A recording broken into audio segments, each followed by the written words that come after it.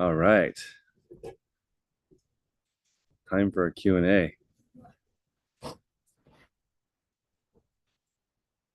do this. Pop this chat out.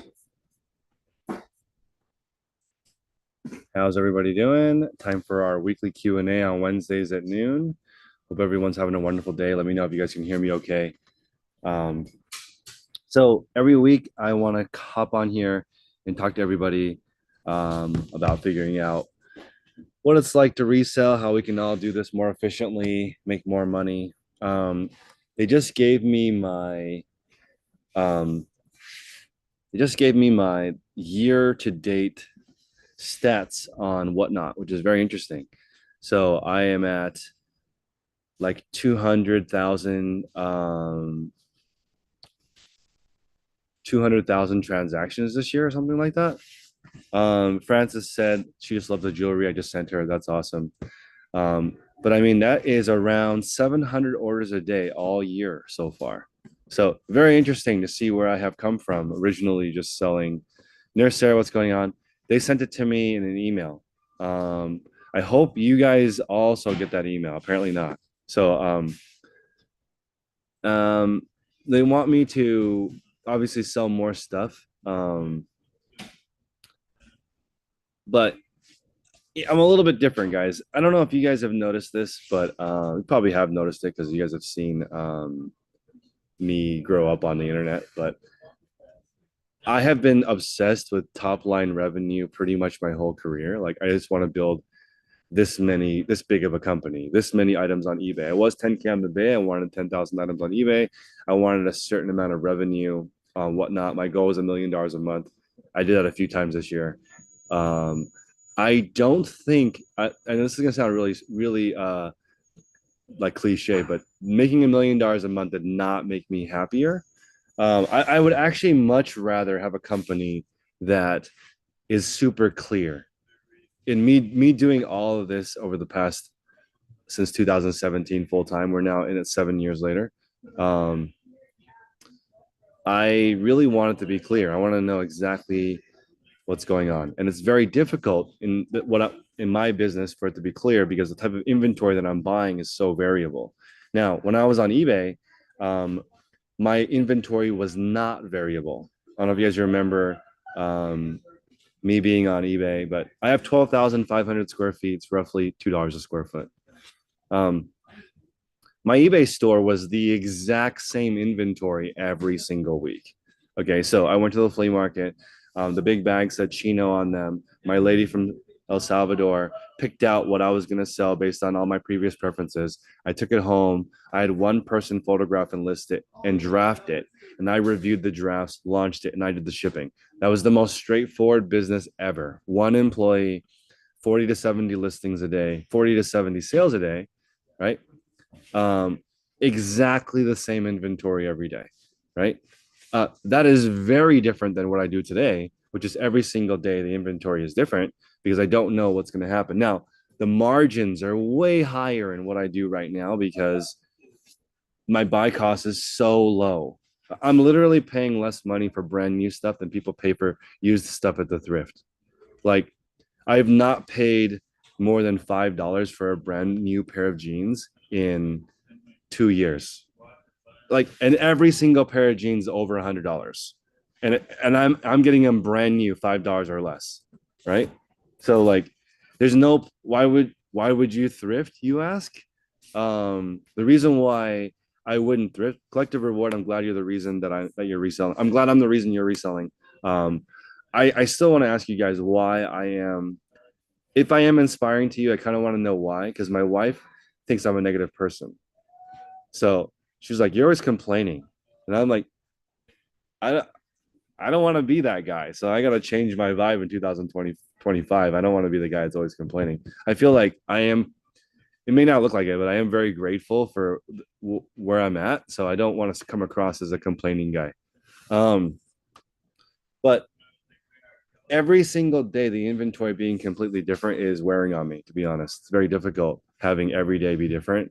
I want every day to be the same. I want to be I want to go to work and know what's supposed to happen. But it's so hard here because I have 17 staff. With 17 staff, someone is always sick or gone. Actually, I don't have any turnover. I know people have had turnover problems. I don't have a turnover problem. Everyone that works here, I think that they like working here. I've never had anybody quit, and I've only fired 2 people. So I feel like the workplace is pretty straightforward. What they do is pretty straightforward. What I do is just completely different every day. And it is interesting, but I don't know if I want interesting. I want profitable and easy to understand. When you buy something and someone goes, "Oh, that's interesting," I'm like, shit, I messed up. I don't want it to be interesting. I want them to be like, "Oh wow, you bought that pair of shoes for 13 and it's worth 30. Hope you made a nice profit." I don't want interesting. Interesting sounds horrible to me. I don't care about how much profit it is. I just want to know how much profit it is. Not I just need to be able to know. I just bought Palladium boots, which a lot of you shoe sellers will know. It's a really good brand. Palladium, awesome brand. They make fantastic boots. I bought all of them. It was like maybe the most expensive deal I've ever done, multiple 6 figures to purchase it, right? So that's going to come soon. And it's like, it's made me feel so much better selling something I really know. I really like shoes. Okay. I love shoes. I know shoes. I know boots. Every single pair is under 5 pounds, right? So I like it. Unfortunately, on Whatnot, I'm not going to do bundle shipping because people like bundle shipping, but 2 pairs is not 5 pounds. No pair of boots is 2 pairs under 5 pounds. So I'm going to use the 5 pound rule. I'm going to sell them on Poshmark, Mercari, eBay. I'm going to sell them on all platforms. Um, but it's just so nice knowing exactly how to sell it. They're all new. I know how to sell boots, right? But when you get something in and you have no idea what it is, and the company doesn't know, right? That's where all the money's at.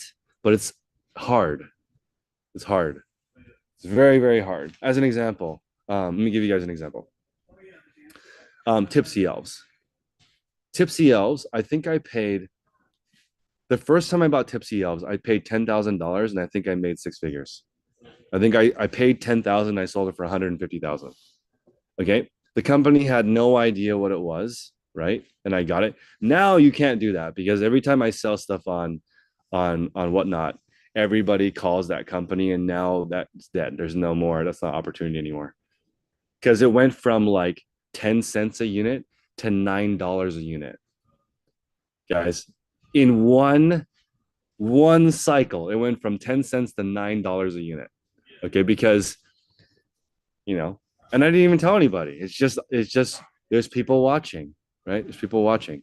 So now if you buy it at $9 and you sell it for 13, there's no margin left. But if you buy it for 10 cents and sell for 13, then you do okay. So like this whole thing has been very wild. I do not want my day to be different. As I get older, this month I turned 40. I turned 40 in a week, guys. Um, I just want I feel like I'm that old cranky guy because I just want what I want. I don't want what I don't want. I just want to have dinner with my family. That's pretty much it. I don't need anything. So if all I want is to have dinner with my family, then what is this stupid thing behind me? Do not need that. I could just work for myself. Um, Getting a moderator for your shows is very challenging. I've tried paying people, which I don't recommend. I don't recommend you pay people to help you mod. It's been an issue. Don't do that. Um, Getting a quality mod, I think, might just be doing a good job on Whatnot and people wanting to help you. I don't know if you should hire one, to be honest. It's just a bit difficult. Um, and like I don't know. At this stage in my life, I just I do love providing employment because I don't want to do this by myself. I'm not a lone wolf type of person. I like hanging out with other people. Last weekend, I met with Whatnot Sellers, which I've never seen before, ever. It was so dope. Everybody, can somebody tag Mama's Sweet Repeats in the chat? They held the event and they did a killer job. They did a really, really good job. There was great food. I didn't have any, but they had coffee, drinks. Those ladies, fantastic, fantastic event. Met all these sellers. Pretty it up. How's it going? I'm glad that you were able to meet me on Saturday. I loved the event. It was super cool. I met the Office Funko. He's like a celebrity. So I liked the one thing that I liked about this is I know this is a sensitive subject. So if you guys are like don't want to hear something real, close your eyes. Um, close your eyes. Close your eyes and turn off your screen. A lot of the SARs that I met last Saturday, we're just having a community chat right now.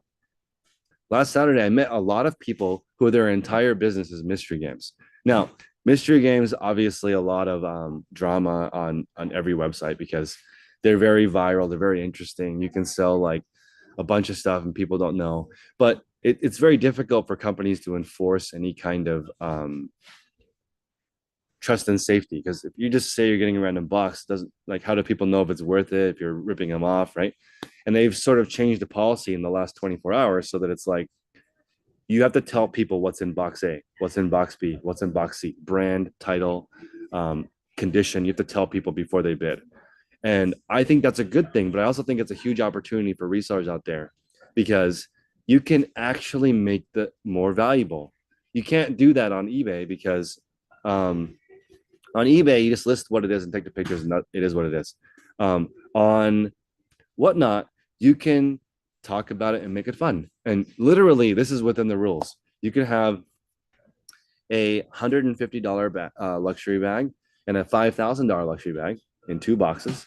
You could sell both boxes, and someone has a 50-50 chance of making money. And if you did a good job sourcing it, if you went to the flea market, not a flea market, but if you went to a consignment shop and you found a legit Chanel bag that's normally 5,000 for 2,000, and you have proof that it sold for 5,000 online, and then you find another $150 bag and you get it for $50, right?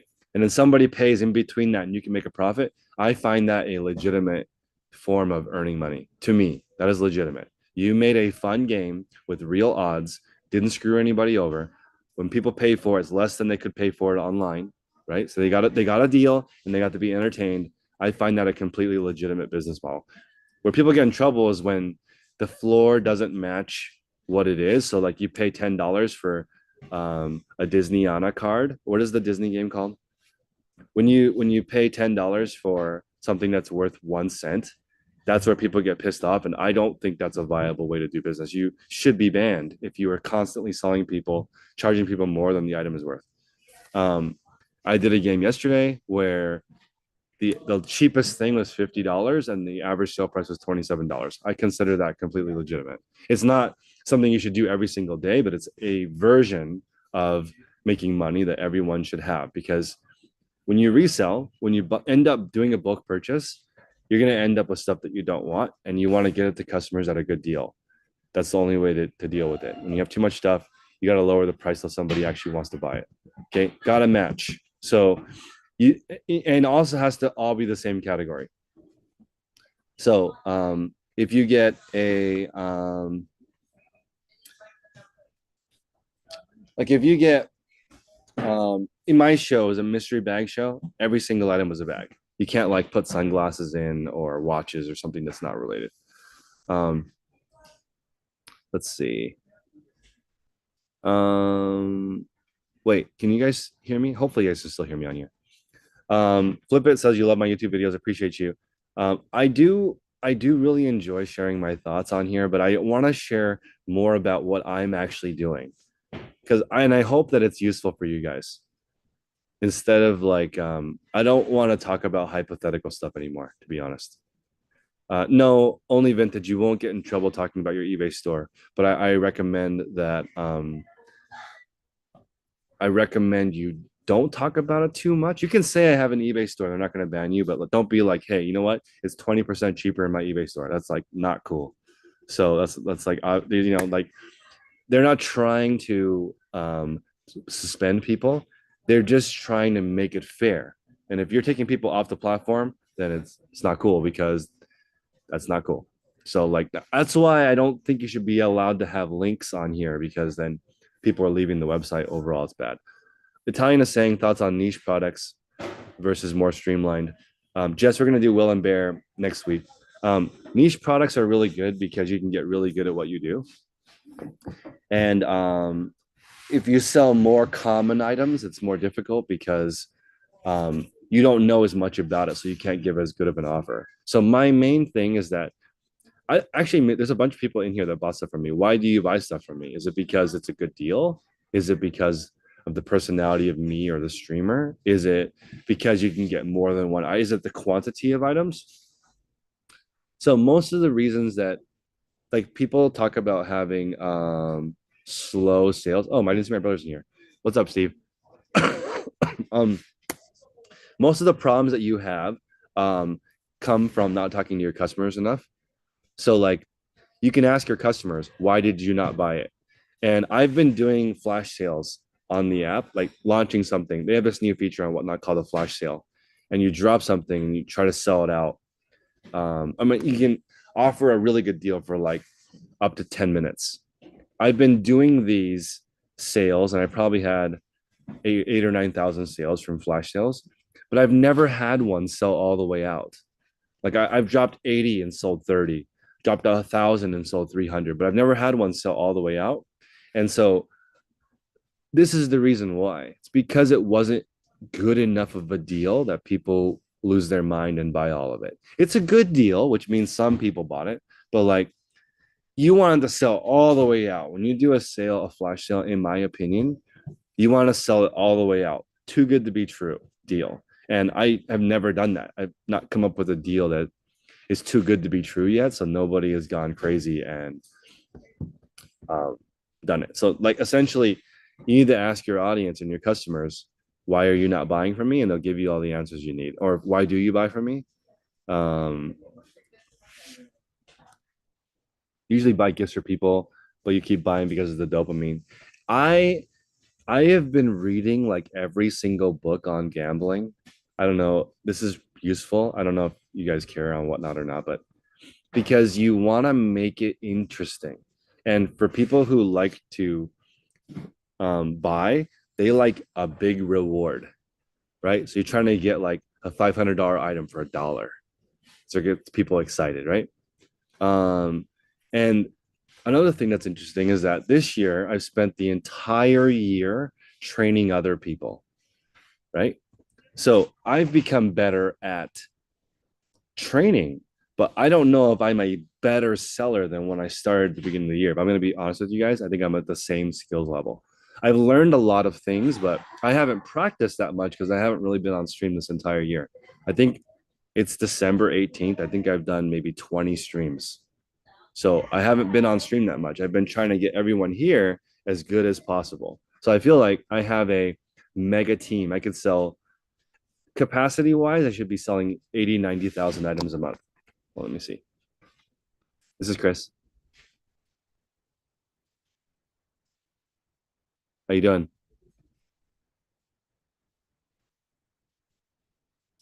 Yep. Sounds good. We can come out and get it. Are you on location? Okay, I'll have my guys come out. Okay, sounds good. Thank you. Hold on.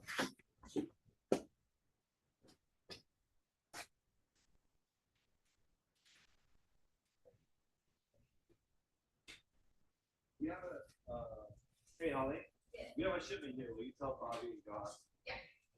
Thank you. All right. So this is very interesting. So far, I have two. I sell 2 truckloads a week right now. To put that into perspective, that is around 52 pallets a week, and like a lot. It's like seven pallets a day of stuff. Um, and I don't know if I definitely know I don't want to be bigger. That's for sure. I don't have any desire to run a larger operation than what I already have right now. This is already insane. So I can't even describe to you guys how insane it looks. Like I used to fit it in my car like 2 years ago. Hold on. How's it going? Yes. You're the driver. My guys are gonna come out and unload the forklift right now.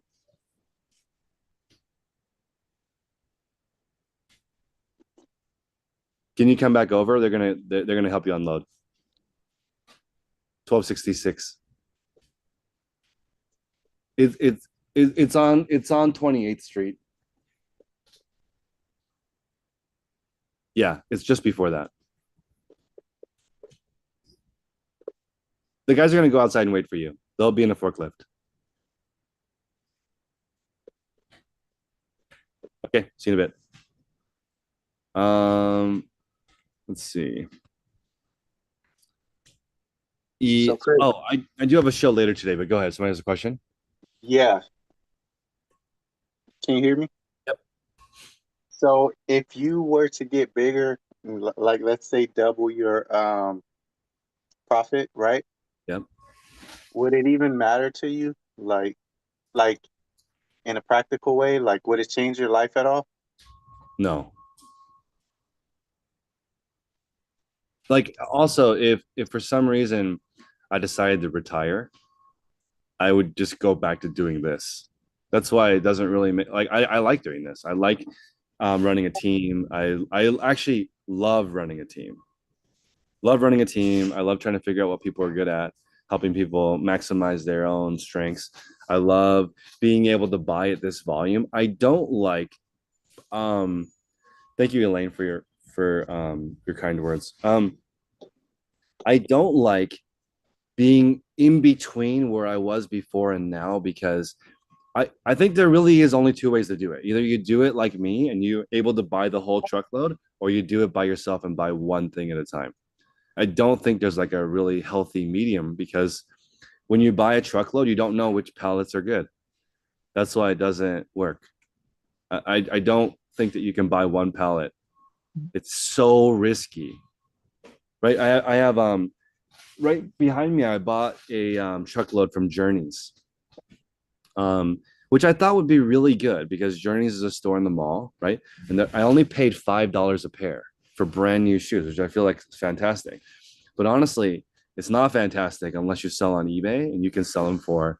I think the value of these shoes is between 19 and 39.99. On eBay, you can wait a whole year and sell. The MSRP is probably like 80 to $120. You can wait a whole year to find somebody to pay 19 to 39 plus shipping. You can charge them the actual shipping. Um, on whatnot, it's harder because there's no brand name, and a lot of the stuff that I bought is harder to sell. Like here's a perfect example: um, Chacos. I think Chacos are great. Sell great on eBay. You sell great on Poshmark. Do not sell on whatnot. Right? It just is. But Uggs sell for more money on whatnot than they do on eBay. So this doesn't. Every single platform is different. So if I were bigger, it's a really good question. If I decided to go ham and grow to the full capacity of this building, I think I could do 28 to 38 million dollars with what I have right now. And that looks a little bit different than what I have now in a sense that it's a little bit more, it's the inventory needs to be a higher caliber. Like I just bought Palladium boots. I think Palladium boots are really good. They'd have to be Palladium boots or better. I couldn't get any of the lower end stuff if I wanted to grow my revenue because cheaper stuff doesn't move fast. Only great stuff moves fast. So if you want to turn up the volume on your resale business, you got to get better stuff, not more stuff. So it would be the same, except for everything I buy would be $200 MSRP or higher. Um, can't do can't do more cheap stuff. I don't want to have more offers. I want to have better offers. Like when you ask for a sale, you're like, "Hey, buy something," right? It's kind of like begging, right? Here's what I got. You guys want it or not? Can I lower the price a little bit? Can I accept an offer a little bit? Right? And I can only do that so many times per day. So I only want to just hold my hand out with the product for so many times per day. And doing that like thousands of times a day already is really insane. On Black Friday, I had 6,000 sales. I think we did 100,000 in one day, right? And I was like, I could do 100,000 every day. Elux, thank you for the raid. I have 275 people in here, and I'm not even selling anything. Um, hopefully, you guys are having a wonderful day. I'm just doing a Q&A right now on reselling. I think that reselling is a challenging business because if you are by yourself, you have to be disciplined to just do one thing. Right? That is it. That's it. You got to be in one category and really narrow. And if you're larger, you have to have the same discipline, and it becomes harder when you make a good sale.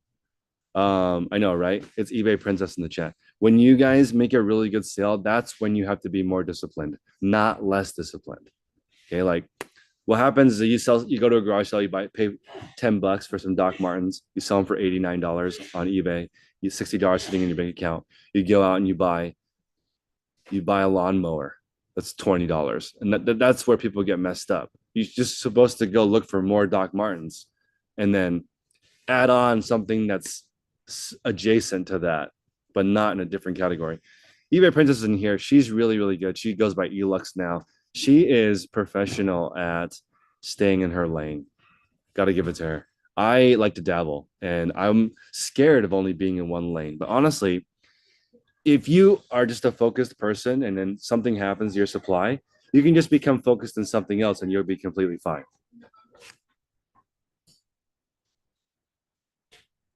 But if you're scatterbrained, you never get good at anything. So you can't make your offer better, and then no one can buy from you. If you only sell shoes, you can go into a shoe listing and figure out how to make it better.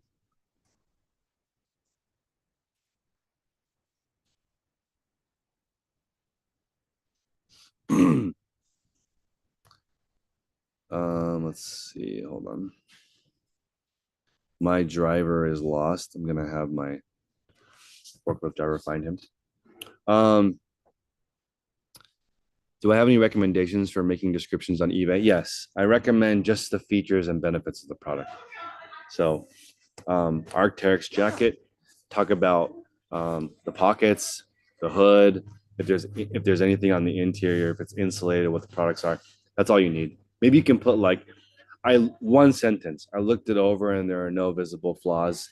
Gently used, right? Hey, I Chris. wouldn't go ahead. Oh, sorry. Um, did you hear that there's this new thing eBay's about to put out about like pre-owned condition that you have to kind of like how Mercari does. If you put used, you also have to accompany it with a grade like used used good, used fair, Yep. and then it has a short description of like what is considered good, what's considered very good, what's considered fair. It's extremely subjective to have a grading system, which is very scary. This is why I think eBay will move more towards video in the future, or they've already added the ability to provide more pictures, but it's unfortunately difficult because for some people, good means it's brand new and hasn't been used, and some people, good means it's been worn 99% of the life of the item. Yeah. So it's like difficult.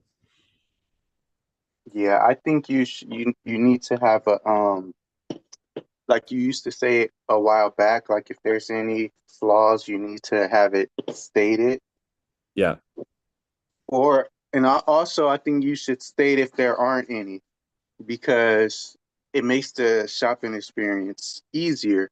Like, if the seller's actually telling you like Yeah. there's nothing to worry about versus you're like going through the pictures with a magnifying glass, Yes. trying Yeah. to figure out if there's something wrong with it. That's why I'm a fan of a one liner. Okay, this is probably pretty important. So if you guys just be time to listen. You need a brand so that when you give the one liner, people trust you. That then you Yeah, can say, here's this Arc'teryx jacket. It's in pretty good shape. I looked it over myself, right? And your opinion actually is validated by your feedback. So people are like, oh yeah, this guy seems pretty trustworthy. He sold however many things, and their feedback is decent. So I'm gonna go out on a limb here. They've already shown that like 9 out of 10, 4 out of 5, that is good enough for people to trust you rating wise, right? But it depends on what you're saying. You need to be conclusive about it. Like you don't want to say, um, the condition is up to you. Please review all photos. That's like the worst thing.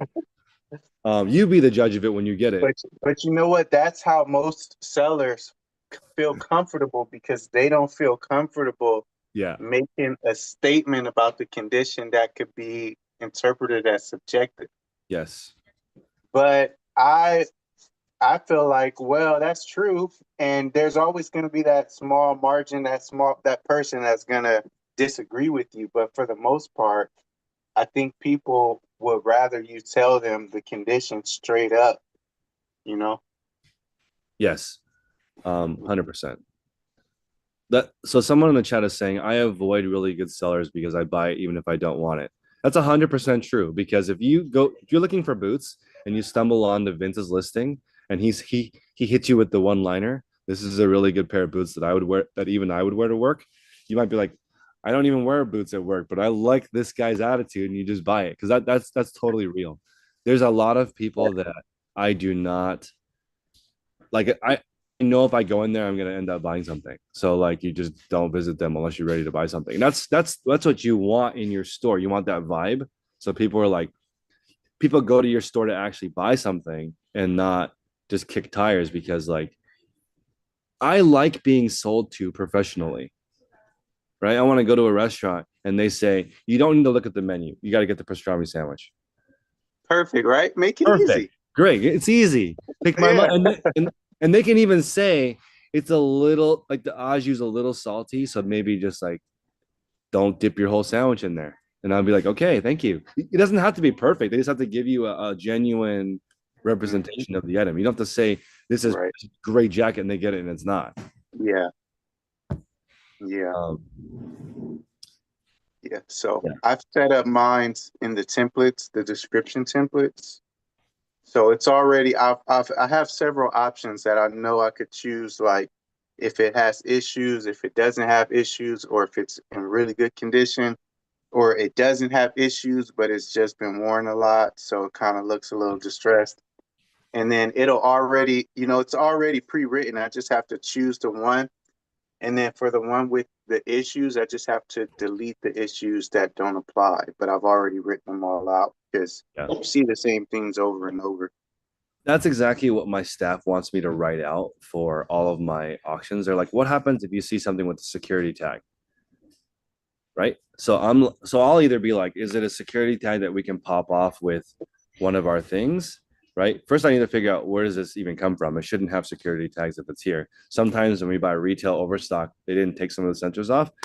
But like, you can tell the customer, we're gonna send it to you with the security tag on it. And for some people, that's fine. They'll go on YouTube and figure out how to remove it. For other people, it's a complete deal breaker. They're not going to do that. But it's nice to have a preconceived template for how you respond to something. I think this is actually really, really, really important because you can kind of predict everything that'll happen before it happens. So when you're on stream, it's not a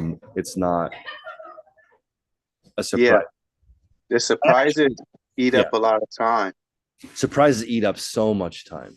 So everything I sell is authentic. So I put now on whenever I'm writing a show, I'll put receipt included or invoice included, or you can see the we have a picture of the receipt on number, picture number 4 or whatever. But I have now blocked the word authentic. So people can't even type that in the chat because like I don't even want that question. It's all authentic. And I'm like one of the only people that has the receipt with it. So like I think predicting the like Holly just got a bunch of luxury stuff, and it's hard to sell that because if 3 people ask, "Is it real?" it messes up the flow. That's why it's good to be upfront with it.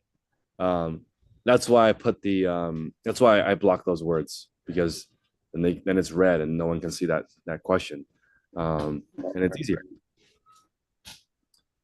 I have every single security tag remover, but the Nordstrom one is the most difficult to remove. I mute the words real and authentic so that when people ask that, it doesn't even show up on the stream. Um, yeah, it's been interesting. This year, I have definitely sold more than 1 million items this year. If you count all the bundles and all that, and I think I feel like 100 years old because there's so many different things I've seen, logistics wise, employee wise, like everything you can think of that happens like to normal people, like death in the family, elderly person going ill, car accident, injury, all the employee stuff, pet issues. I've experienced all of those, right? Because I have so much staff. And then like the learning about all these laws. This is something wild, guys. I got hit with the retroactive California tax. I didn't even know this was legal. They said Right. we just made a new law that went into effect at the beginning of the year. I've never, I don't even know how you can do that. That was the craziest email I've ever gotten from Gusto does my payroll. So they told me that California released something that's retroactive. I did not know they could do that. They're like, we're gonna auto debit this money from your pay. This additional payroll tax that we just invented right now applies to the whole year, not from right now moving forward to the whole And they year. did it at the end of the year. That's crazy. Crazy. I was it was like $1,200. And I was like, this is that is wild. I but I'm not now it's like I've seen it all. I've even seen this. So that means like, the government can do whatever they want. Yeah, so somebody else had Gusto and they got that email too. It's just like interesting that they do that. And also, if you have employees, please use a payroll service. It's huge. It's so important. Um, and also, if you live in California, you get everything. So like, I'm not complaining. California is still the best, even though it's the most expensive to live here. We just get everything that you can think of. California has. So I'm good of it. I'm good with it. Plus, grandma's here, and my kids like grandma, so I'm gonna stay here. Um, I just went down to today. I went down to Chanel to get a new giveaway, and my Chanel SA style advisor or something. She's been with Chanel for 27 years, and it was just so cool listening to her talk about like how you can get brands like Chanel. Every store gets like two bags, right? And then most of the bags are worth slightly more on the resale market because Chanel is pretty good about keeping their supply tight. And if they're on social media showing it or they knowingly sell it to a reseller, they can get fired. And all these crazy rules, but it just they're like the kings or queens of being able to sell stuff for full price. Chanel is so cool. Everyone should spend time at REI, Macy's, Walmart, Target. And when they said that the Walmart CEO goes to other stores and like measures the distance between things, that makes sense to me because like the people who are really good at this stuff are always wondering how other people sell things. And when you go to Chanel, every single person spending $5,000, you kind of wonder why, how are they doing it? And then she gave me the lowdown on how to get all of it. I'm assuming it's the same thing at Rolex because I've never been able to figure out how to just buy one. Like Chanel, it was like that too. I had to go there a few times before the lady was like, okay, why are you here? Who's it for? What is the purpose? Right. Um, then now eventually you did it. Now eventually I can just get anything, right? So that's how it works. And essentially, I'm glad ZK Styles is in here because I don't want to sell more items next year. I want to improve the offer and sell the same number of items or even less items. Less but better. I don't know if that's a real thing. I have that as my screensaver. Less but less but better might be bullshit. I think you can do same but better, but less but better is like pie in the sky. It's not real. Like I want to sell less items and make more money. Okay, that's not it's not that easy. Um, Best deal says they've been on the wait list for a Rolex for 6 months now. I'm not even sure because like I know people who probably have the same relationship as me at some brands. They probably just call and get what they want. I have no idea how that works. Like when you go, and I think that we saw that eBay store right with the lady that has um she has 100 Rolex in stock on eBay and she sells one a month and she makes $2,000 profit. So, you guys, what do you guys think of this eBay store? 100 items. She only has one sale per month. She makes $2,000 profit and she just replenishes one watch per month. She spends the whole month looking for it. It's not a full time living, but it's a good part time living. Um, yeah, I just sent a pallet to Don's Luxury. They bought a pallet of these bags for me. It's very interesting. Um, do you guys ever like Google people's addresses? I was like, I cannot believe the prices of homes in Texas versus California. Yo, that is that's wild. I still want to live here, but I just if I ever need to move somewhere cheaper, there are options. Texas would be an option. It is much cheaper there. I could even move grandma with me and it would be cheaper. Um, Vegas is what's up. Vegas is top five for me. It's just a little bit warm there. Um, wait, Vince, can't hear you.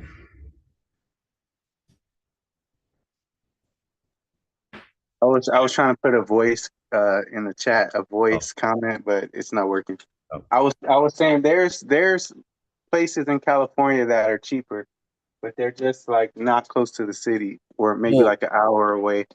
dude, that's right. Because okay, guys, this is the huge takeaway. You guys ready? I don't know if ZK or eBay Princess is still here, but I visited or last weekend on Saturday, I went to Z or Mama Sweet Repeats hosted a whatnot event, and I went there, and they're gonna take over the world. They're like Holly. Okay, they don't pay for childcare. Okay, so childcare for me is $3,800 a month. They have more kids than me and don't pay childcare because their parents take care of their kids. They don't have any rent because they're just doing it on their parents' property. And I'm just like, I can't even imagine doing what I'm doing if I had parents who could ship and take care of my kids and I had no rent. Um, I don't even know. It's like it's so much money. So I think the future of whatnot is people who live in the middle of nowhere and get trucks shipped to them. They have no overhead. I don't know if they can find good staff is the question, but I just can't. I can't. Ultimately, it comes down to can you give the customer a good deal, and they can give the customer a better deal than me, which is scary. Okay, it's like my rent here is more than it costs to buy a building. An hour from here in California. It's actually hard to move to live in the middle of nowhere though. If you're used to being in the city close to like a lot of people, you know. Yep. I moved an hour away and you can feel the difference. Like that's a big drive for people. Every time someone comes over, they sleep over. Yeah, it makes sense. It would be weird for me living there, but my warehouse is 12,500 square feet. You can contact QVC directly for pallets.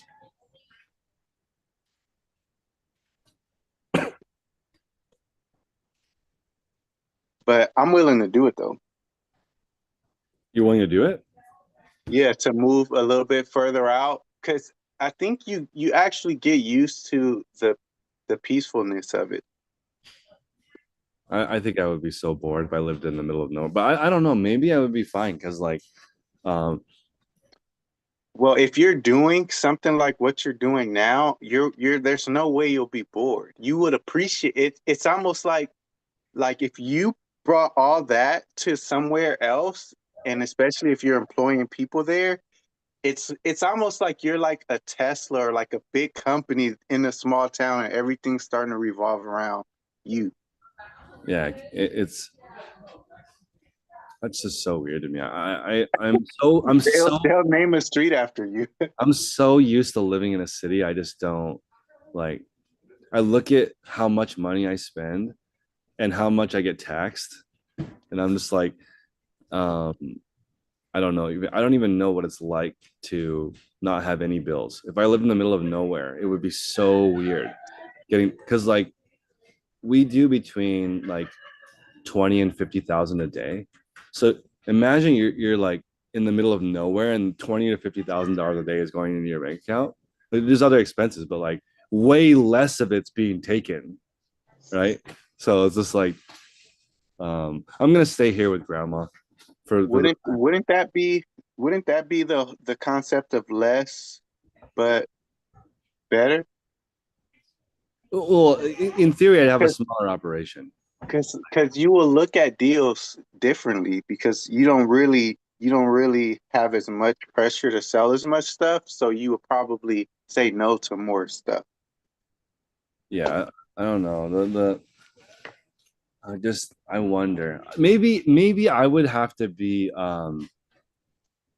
maybe my personality would be even more ridiculous. If I lived somewhere with no expenses, maybe I would think even bigger. And like here, I can't. I can only be so squirrel brained because it's so hard to live here. If I lived in where there were no bills, I might go crazy. I might have like 100 employees. I might start my And own compound. your warehouse, you would own the property it's on for sure. Oh, for sure. I mean, another thing that's weird is that here, if you own a piece of property, you could sell it in one day. In the middle of nowhere, can you sell your warehouse? Or it's just your box? Good question. I don't know. Um, People are saying I won't want to sell. I guess it's just weird because my I want to eat good food and there's not good food not in the city. I feel like that's my main issue. Um, but I'm just gonna stay here. Currently, I love grandma and my kids are so happy. So I feel like I have it all. So I'll just like moving. Grandma doesn't want to move, and I feel like grandma knows what's up because she's like never made more than $20 an hour, but she owns a house and has no debt, and like she's completely happy. So why am I trying to do all this? She might be happier than me. Of course, it was a different era, like for boomers, maybe, but maybe it was easier. I don't know, but she's like, seems like a lot easier than what I'm doing. So grandma doesn't have any bills either. She lives here. So, I mean, it's like I guess once I pay off my house, maybe it'll be less pressure, but still like a lot of property tax. Jen, I feel like the food here is so good, and I just don't know how to get over that. The culture is great here. Clothes plus stuff. Everyone keeps rating me, even though I'm not selling anything right now. I'm not even in a selling category right now. I'm in the community category.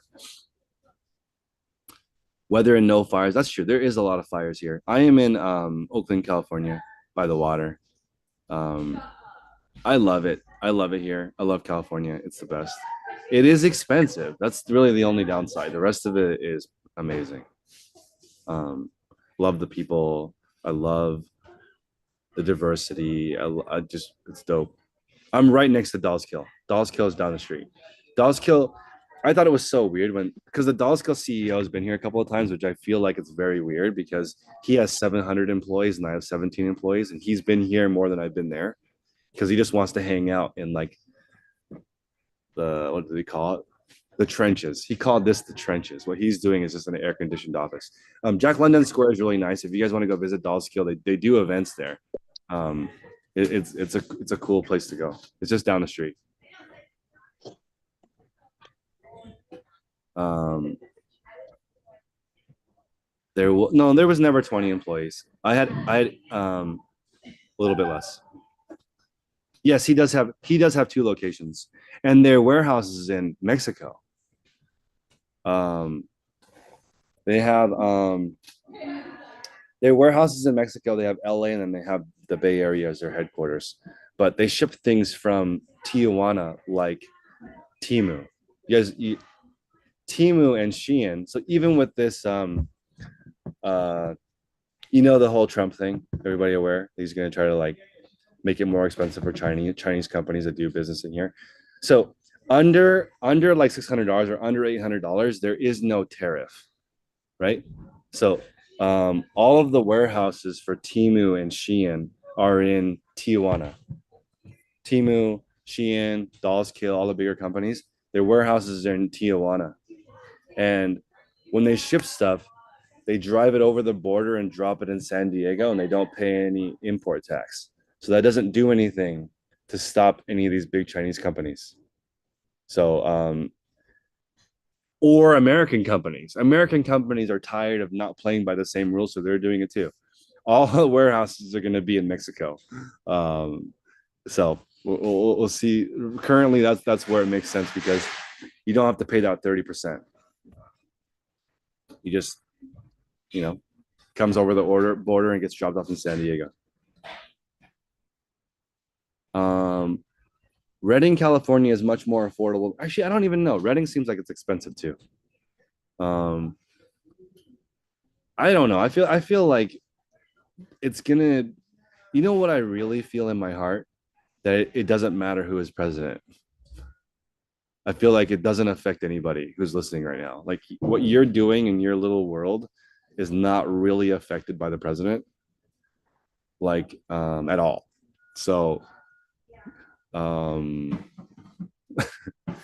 what we do, nobody cares about. It's cool to be involved in politics, but it's not really related to what we do. Um, that's true, unless you're female. Unless you're female, there's certain situations where it does affect you. Um, that's a good one, Julie. It's very different. I'm blessed. I've got tall privilege, male privilege. All right, I'm gonna call it, guys. I'm gonna sell a whole bunch of stuff today. If you guys want to get stuff out to arrive before Christmas, I believe tomorrow priority might be the last day. So, I have a question real quick. yep. Is am I gonna be able to start the Yeah, I'll start the recording for you. Let's see. Let me start the recording for you. Let's see.